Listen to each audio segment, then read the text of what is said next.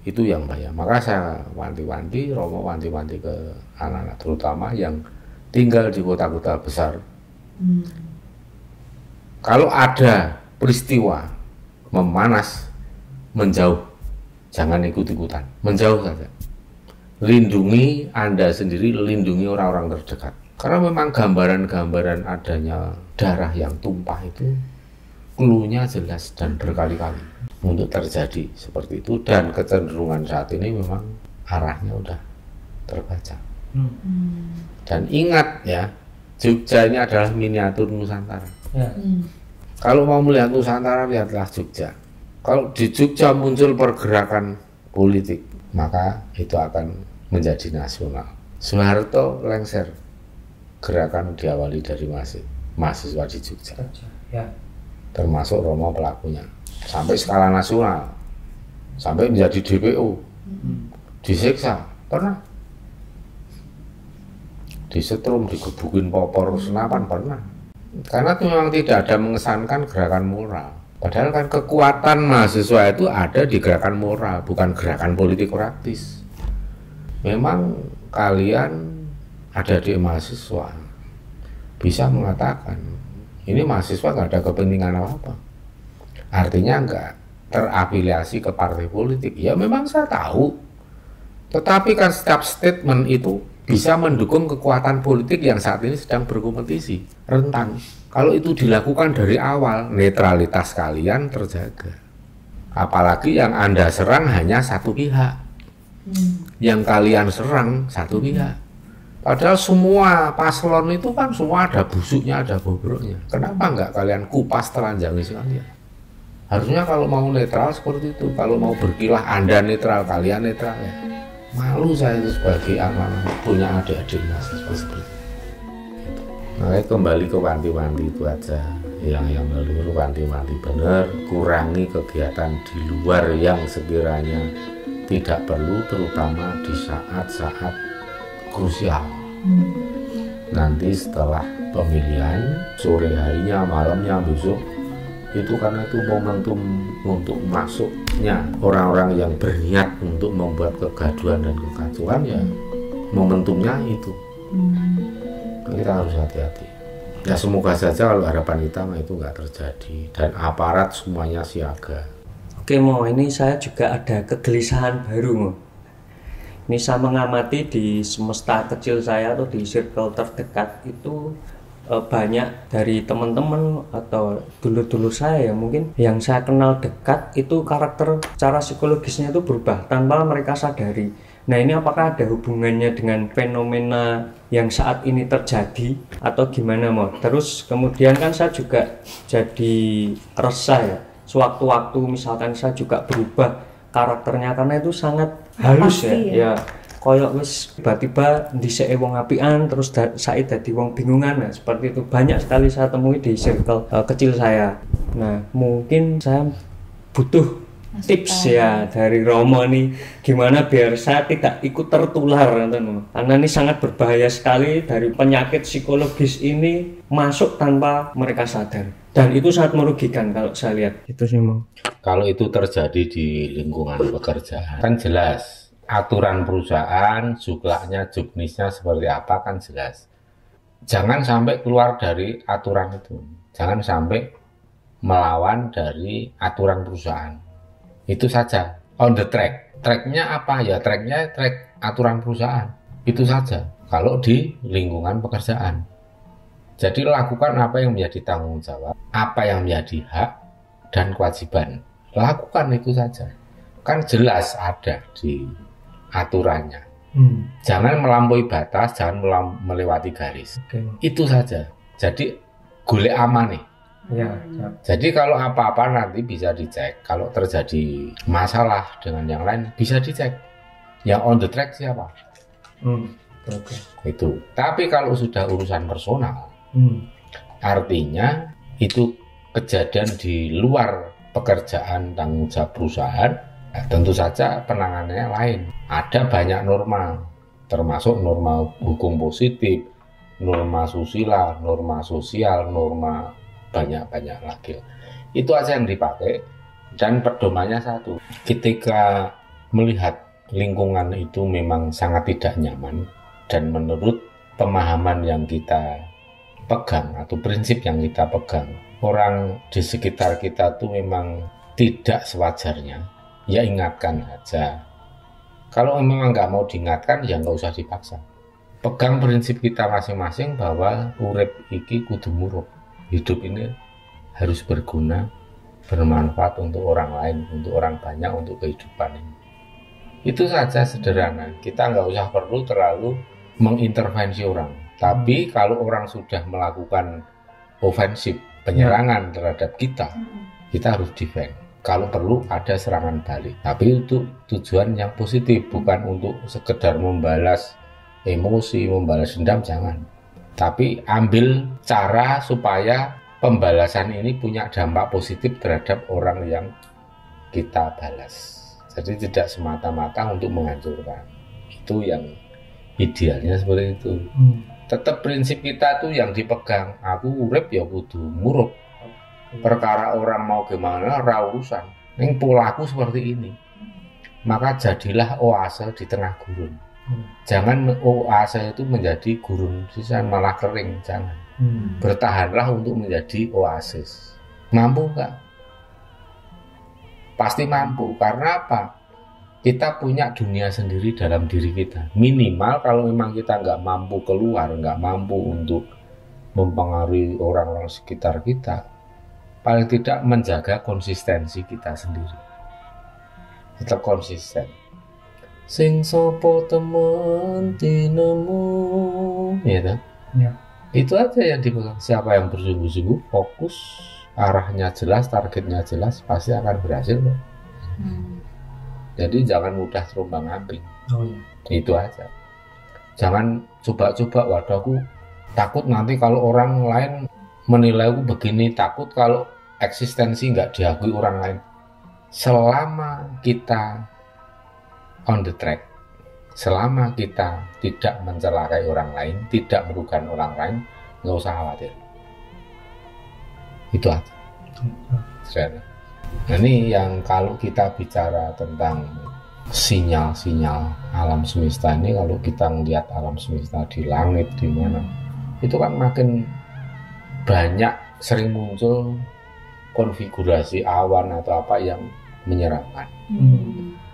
Ini sebenarnya sudah menjadi sinyal, dan kita sudah memberikan warning juga sejak 16 bulan yang lalu. Kita sudah pernah menyinggung soal TGP ya. Videonya sudah 16 bulan yang lalu. Dan saat ini kan ya memang terjadi. Karena kalau kita menganalisa, membaca itu kan nggak asal ngomong, istilahnya kita harus ada data yang harus diolah, harus punya analisa kemana arah kecenderungannya, ditambah dengan olah batin supaya mata batin kita lebih tajam, lebih peka membaca situasi dan kondisi dan kemungkinan apa yang akan terjadi.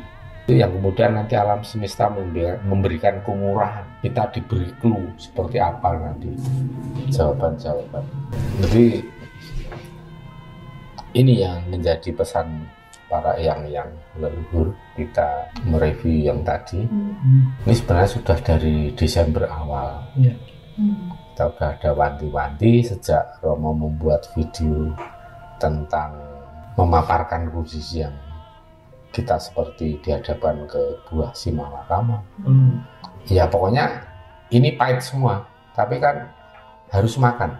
Makanya yang kita pilih ya makanan yang tidak pahit banget dan paling sedikit racunnya. Di situ Ki Juru Mertani itu juga sudah ngendiko. Kalau nanti kemungkinan besar ada peristiwa begini dan bisa membuat yang paling sedikit didukung oleh rakyat justru jadi presiden. Kok bisa? Ya artinya memang secara hitungan matematis di atas kertas suaranya menjadi terbanyak. Tapi itu bukan suara dari pemilih. Itu adalah suara tumpahan orang yang balas dendam emosional. Paham ya sampai di sini. Nah, itu yang bahaya sekali. Dan gelagat itu makin hari juga makin menguat. Apalagi kalau dilihat survei-survei, walaupun tidak sepenuhnya harus dipercaya, harus ada keraguan juga.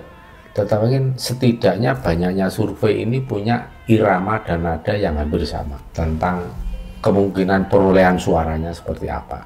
Nah ini membuat seolah-olah itu justru memancing orang untuk melakukan lebih ganas lagi. Nah ini yang bahaya. Dan kemarin beberapa hari yang lalu Ki Juru Martani memperingatkan lagi, benar Ngir apa kandamu, benar apa yang dulu kamu katakan, dan ini nanti keadaan akan semakin parah dan semakin mengkhawatirkan. Artinya memang banyak skenario, ya seolah bikin gimmick gitu kan. Skenario yang memang sengaja dibuat, sengaja dirancang, ujung-ujungnya nanti untuk terjadi kekacauan, menjadi huru-hara, menjadi chaos. Ini yang bahaya sekali. Karena kan di sini menjadi pilpres yang paling benturannya paling keras saat ini. Oh, tapi kalau kondisi krisisnya tuh sama 98 itu lebih parah mana sih, Mo? Ya kalau itu kan moneter. Iya, moneter. Ya, sekarang kalau krisisnya ditambah ada krisis moralitas, krisis apa ya, kalau dihitung semuanya ya sekarang lebih berat. Udah 98 aja tuh udah berat banget Bang. Ditambah dengan kondisi dunia. Iya. Kalau dulu kan moneternya Indonesia, di luar sana nggak moneter krisis. Kalau kita kan ini ada efek global, krisis politik, krisis ekonomi. Ya tentunya kan lebih berat. Ditambah lagi kalau memang nanti yang namanya kekacauan huru-hara itu memang benar-benar dijadikan manuver politik.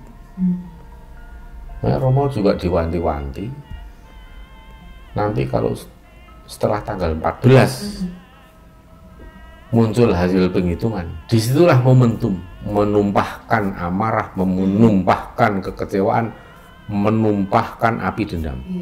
Itu yang bahaya. Maka saya wanti-wanti, Romo wanti-wanti ke anak-anak terutama yang tinggal di kota-kota besar.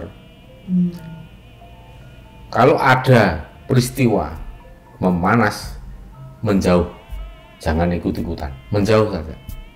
Lindungi Anda sendiri, lindungi orang-orang terdekat. Karena memang gambaran-gambaran adanya darah yang tumpah itu clue-nya jelas dan berkali-kali.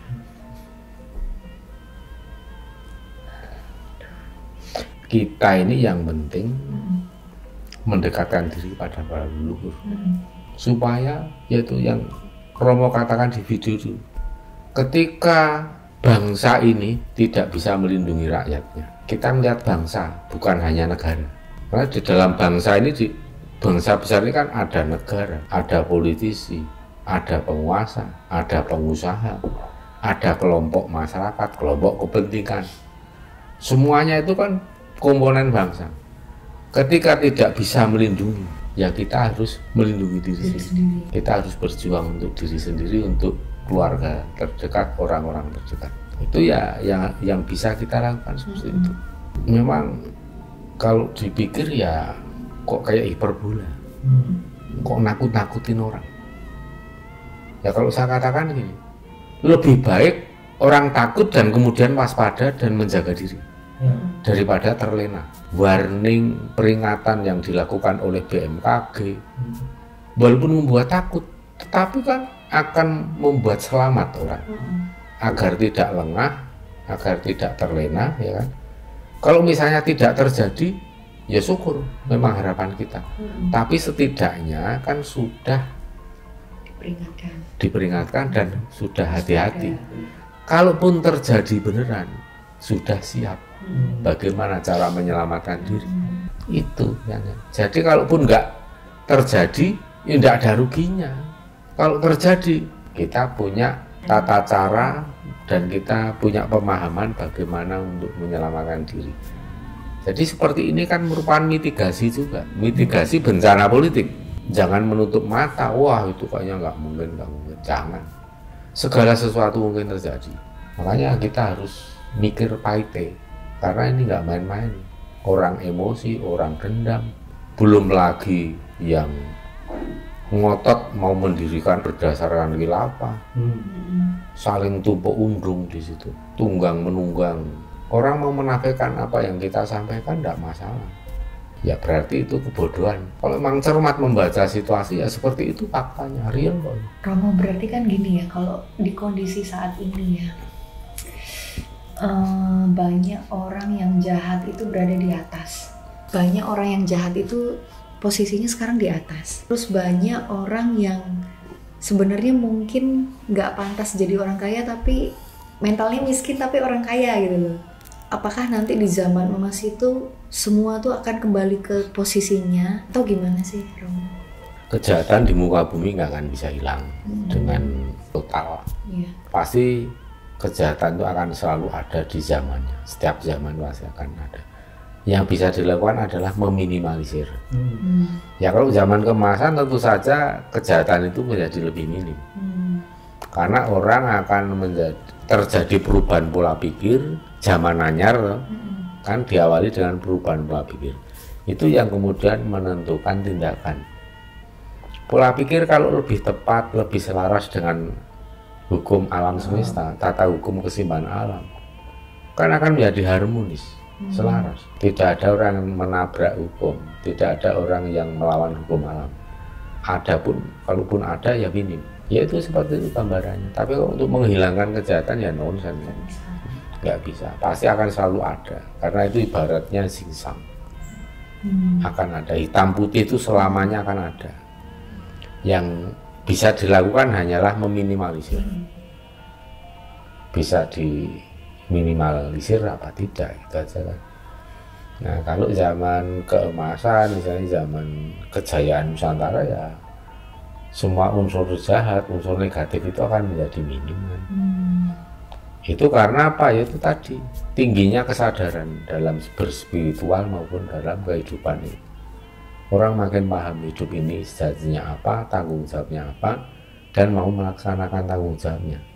Tapi kalau orang yang nggak paham tentang apa ini sesungguhnya hidup, tentang apa itu agama, apa itu Tuhan, kalau nggak paham, tapi merasa paham, ya akhirnya apa? Tindakannya pasti ya nggak sinkron dengan alam semesta. Nah itu. Jadi sekarang kita sedang menghadapi keadaan yang sudah diperingatkan oleh leluhur untuk jauh lebih hati-hati. Karena kemungkinan itu ada dan tidak kecil kemungkinan itu. Kita nggak berani bicara kemungkinan besar nggak, soalnya apa? Nanti jadi ucapan yang seperti harapan kan ini, itu kan negatif. Makanya kita sampaikan bahwa kemungkinan itu tidak kecil untuk terjadi seperti itu, dan kecenderungan saat ini memang arahnya udah terbaca. Dan ingat ya, Jogja ini adalah miniatur Nusantara. Kalau mau melihat Nusantara, lihatlah Jogja. Kalau di Jogja muncul pergerakan politik, maka itu akan menjadi nasional. Soeharto lengser, gerakan diawali dari mahasiswa di Jogja, termasuk Romo pelakunya, sampai skala nasional, sampai menjadi DPO, disiksa, pernah, disetrum, digebukin popor senapan, pernah. Akibatnya digebukin popor senapan, sekarang bisa bikin popor senapan sendiri, bikinan sendiri ya. Nah itu indikator. Dan ini uniknya, sampai kadang Romo itu malu sebagai alma mater UGM.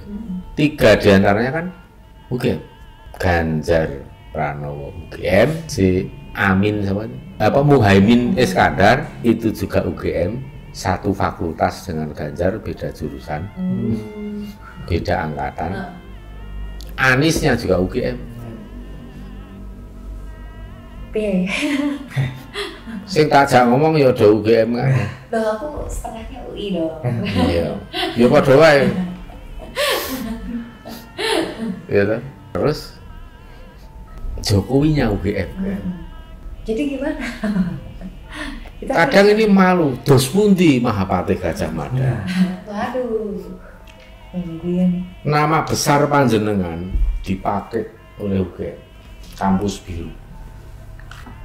Mahasiswanya mulai mengadakan protes politik bahkan sampai ya rada-rada mengintimidasi untuk mungkin bisa terjadi chaos itu.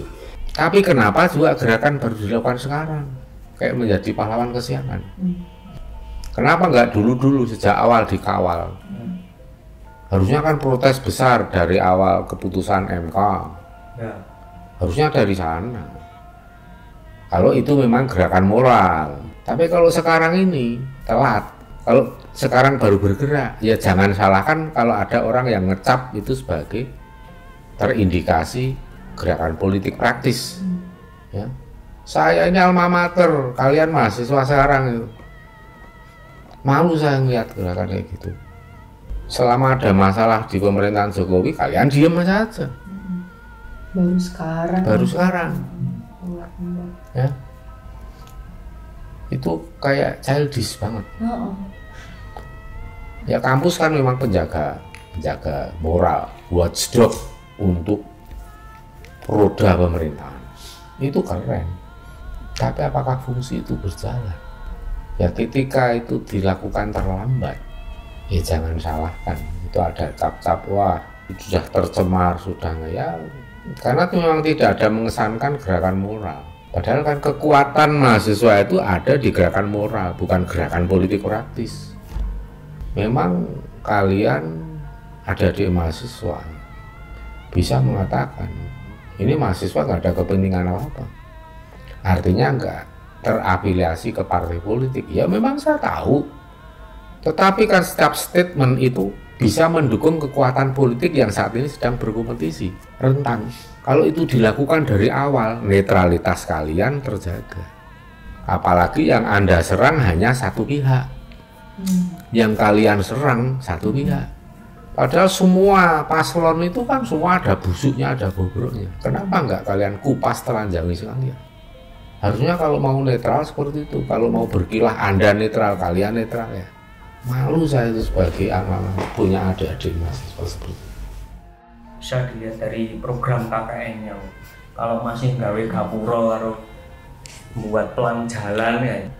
Aku dulu KKN itu ngangkat air dari sungai, mata air, pakai jet pump, peralon pipa sampai di atas desa di puncak ada bikin tampungan, dihidupkan airnya untuk mengaliri warga untuk minum. Konkret sampai kita narik kabel PLN, kita sampai demo ke PLN karena lama dilayani. Akhirnya PLN setelah kita demo geruduk malam-malam, besoknya mulai dipasang instalasi, tancepin tiang listrik sampai ke isu, jalan semuanya real.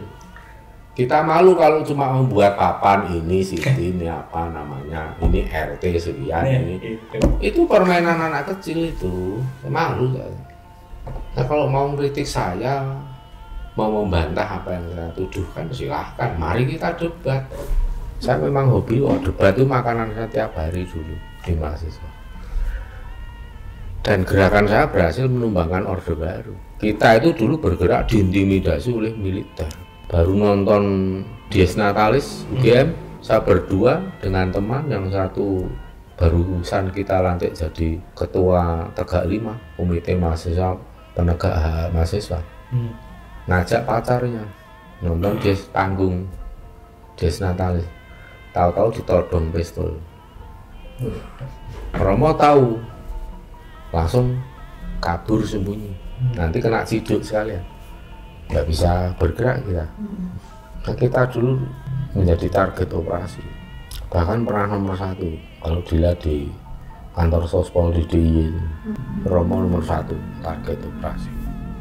Nah kalau ngomong soal gerakan ya kita itu wis kenyang mangan gerakan mahasiswa dari 91, 94 sampai melahirkan gerakan mahasiswa yang luar biasa menumbangkan Orde Baru tahun 98. Kemudian muncul pahlawan kesiangan yang namanya kebetulan pernah menjadi dosen Romo juga, namanya si Amin Rais.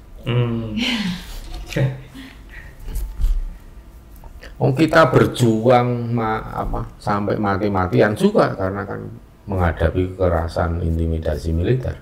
Waktu itu militer Orde Baru beda dengan sekarang. Sekarang lunak, dulu ngeri. Bunuh, culik, minimal disiksa. Tahu-tahu pas kita menduduki Senayan, muncul si aktor pahlawan kesiangan. Pak Amin Rais. Ya iya, sekarang teriak-teriak ngelawan rezim sekarang. Ya karena itu tadi, ada kepentingannya yang digulung. Segitu aja, kalau kita tahu semua yang hal-hal kayak gitu. Makanya kembali ke wanti-wanti itu aja, yang leluhur wanti-wanti benar, kurangi kegiatan di luar yang sekiranya tidak perlu, terutama di saat-saat krusial. Nanti setelah pemilihan, sore harinya, malamnya, besok, itu karena itu momentum untuk masuknya orang-orang yang berniat untuk membuat kegaduhan dan kekacauan, ya momentumnya itu. Kita harus hati-hati. Ya semoga saja kalau harapan kita itu nggak terjadi, dan aparat semuanya siaga. Banyak teman-teman Romo yang dari Bin Bais sampai Jenderal bintang 1, bintang 2, bintang 3, kita punya sahabat semua. Ya kita sinkronkan, ini pengamatan spiritual kita seperti ini, penglihatan metafisik kita seperti ini, dan tugas para intelijen kan juga turun ke lapangan. Ya sama, jadi bisa pengamatan spiritual kita bisa memandu kemana harus priority untuk dipantau. Dan kadangkala pengamatan para petugas aparatur negara itu juga membuktikan apa yang kita sampaikan secara spiritual. Ya kayak gitu. Kita nggak mau apa-apa, kita itu hanya ingin negara ini, bangsa ini tentrem, damai, adem ayem. Orang jadi lebih ini kan, mudah nyari makan karena situasi kondisi kalau kondusif itu kan nyari makan lebih enak. Urusan perut. Nah itu sebenarnya ujung-ujungnya kan semua kan urusan perut kalau kayak gini. Dan ini hati-hati sekali untuk membuat ontran-ontran besar itu nggak butuh biaya besar. Ngirit untuk membuat ontran-ontran itu karena banyak orang lapar. Iya betul. Semakin lapar semakin murah. Semakin murah. Orang lapar makan sebungkus nasi tanpa lauk pun tahan. Nah itu udah mau berpanas-panas seharian, untuk demo juga cukup nasi bungkus jalan. Sama mau tanya satu lagi sih, kalau sama ramalan Jayabaya itu loh, kalau masa ini tuh disebut sebagai apa? Itu satu, terus yang kedua, waktu Indonesia mau masuk zaman keemasan itu tuh di ramalan itu tuh apa gitu loh? Wah itu kalau bahas itu nanti panjang lebar banget.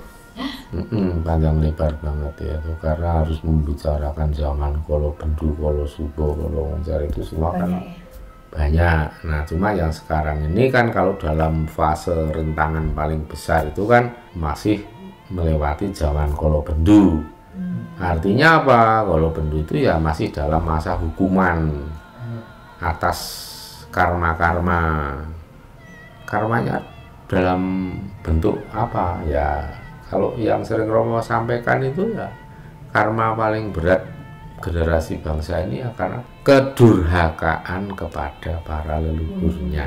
Tuh, ibaratnya itu dosa yang paling besar dilakukan oleh bangsa ini ya durhaka kepada leluhurnya. Makanya ya sampai ada kena jajahan dari negara lain, dari Belanda, dari sekarang malah bukan Belanda aja ya, tapi dari negara-negara superpower dunia, negara-negara lain, bahkan negara tetangga yang lembek pun bisa menjajah Indonesia.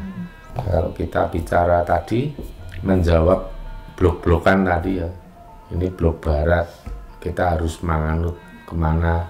Menganut blok barat apa blok timur? Kita orang timur apakah tidak memperkuat blok ketimuran? Ya sekarang gini, kalau ditanya barat dan timur itu kan awalnya itu kan mengindikasikan kanan dan kiri, atau indikasinya gini, kapitalisme, sosialisme, atau ekstrimnya kapitalisme, komunisme. Dalam mainstream besar ideologi di dunia ini kan ada muncul yang namanya kapitalisme, komunisme. Orang kalau sering menuduh orang lain, kok kamu komunis, ya berarti dia itu kapitalis. Kalau ada orang yang sering menuduh kamu itu kapitalis, ya berarti dia itu komunis. Itu dalam garis besar. Tapi di situ ada sempalan-sempalannya, ada cabang-cabangnya. Ada menjadi sosialis, ada yang namanya ekonomi otoriter birokrasi, dan itu banyak nanti cabang. Nah, tapi kalau dalam kutub yang paling besarnya ya kutubnya dua itu, kapitalis, komunis. Nah, kalau bicara soal ideologi besar yang ada di dunia itu, dua ideologi besar itu sekarang sulit untuk dipilah. Yang dikatakan orang timur, apakah orang timur itu sosialis, komunis, orang barat itu kapitalis? Tidak. Karena sekarang negara-negara timur yang dikatakan timur itu blok Asia dan sekitarnya, itu sekarang banyak yang negara-negara itu mbahne kapitalis. Kayak Tiongkok itu negara komunis, itu kebijakan ideologinya ke dalam.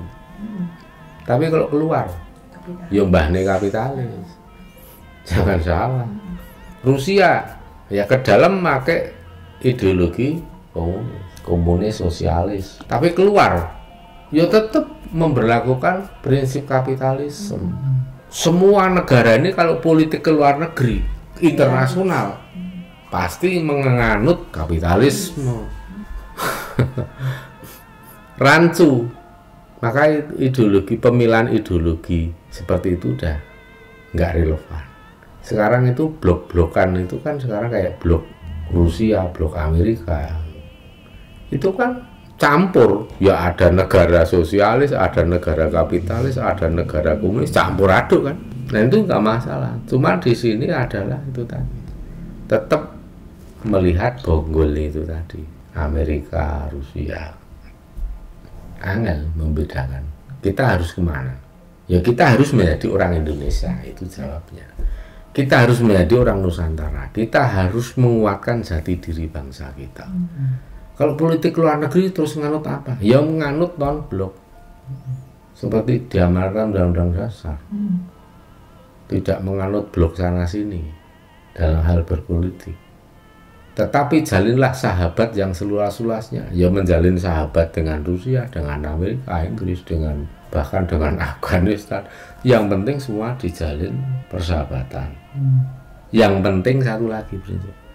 Jangan kemudian dumeh bersahabat, kemudian membiarkan ideologi asing itu menguasai, merusak ideologi di Nusantara ini.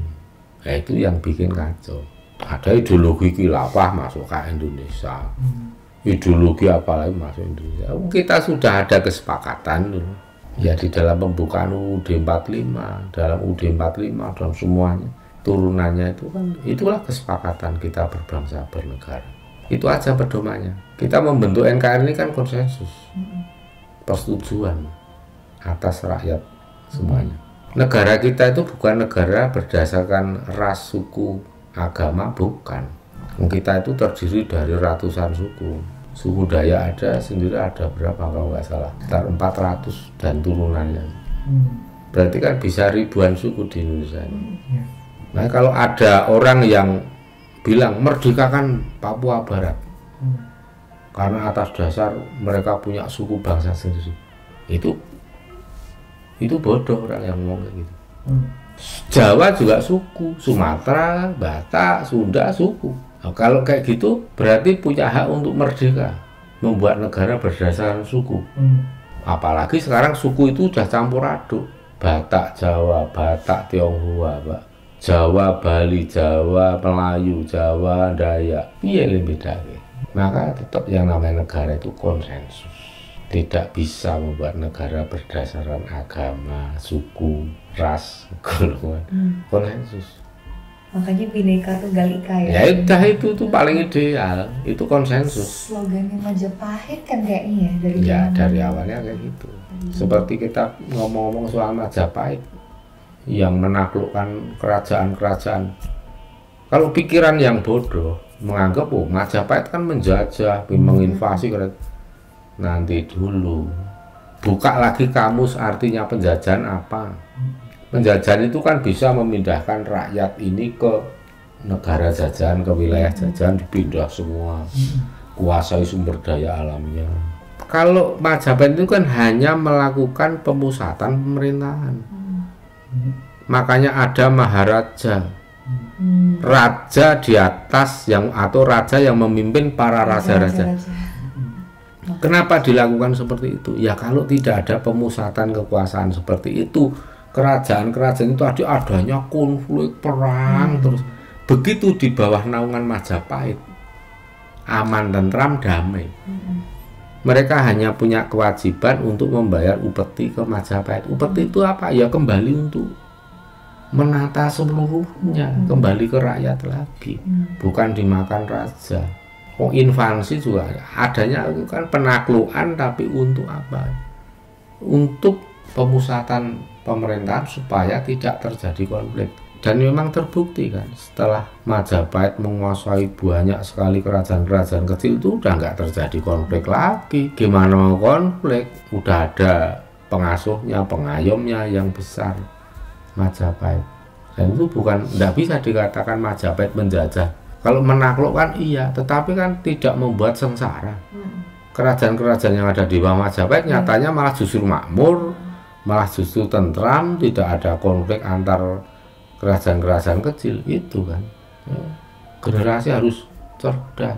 Kalau orang generasi yang tolol itu, wah Majapahit kan jajah invasi.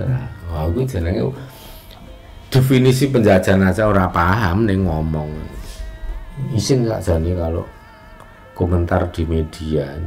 Sekarang banyak kan rumah sanes pinter dewe, pinter ngomong, pinter nyerang, pinter membantah, menyanggah orang. Ternyata kata dalam tempurung. Bodoh tah, nggak tahu apa-apa, ngertinya hanya dalam tempurung, tapi merasa sudah bisa mengangkangi dunia.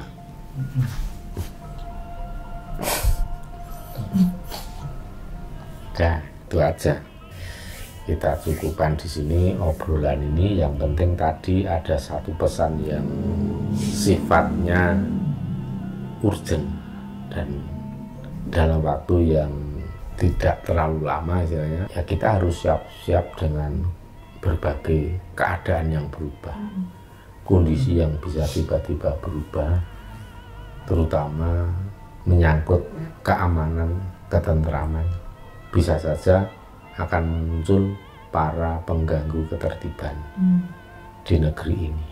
Maka jangan sampai kita semua ini ikut-ikutan terlibat menjadi pelakunya, tapi berusaha untuk menjaga orang-orang terdekat, menjaga rumahnya masing-masing, menjaga kampungnya masing-masing. Kalau semua melakukan hal yang sama seperti ini, kemungkinan besar walaupun banyak kekuatan yang saat ini sepertinya memang mengarahkan untuk terjadi kekacauan, itu akan bisa dicegah dan ditangkal kalau masing-masing warga masyarakat punya integritas yang tinggi, menjaga keamanan, kedamaian, ketentraman lingkungannya sekitar. Oke, demikian guys, dulur-dulur, kita cukupkan di sini.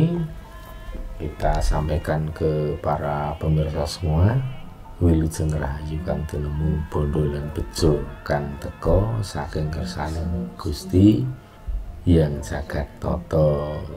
Suradira Jayaningrat lebur dening pangastuti, jaya-jaya wijayanti, seluman slumun. Selamat rahayu rahayu.